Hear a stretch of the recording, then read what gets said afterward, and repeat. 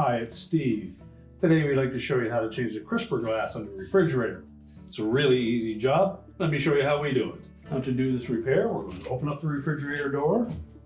If the old crisper glass is still in place, we need to remove that first. Easiest just to pull one of the drawers open and lift it up from underneath.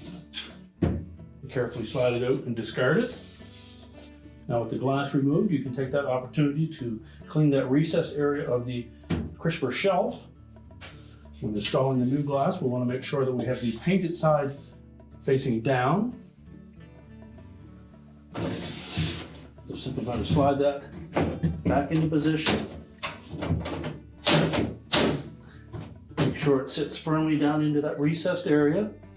You can remove these little paper indicators.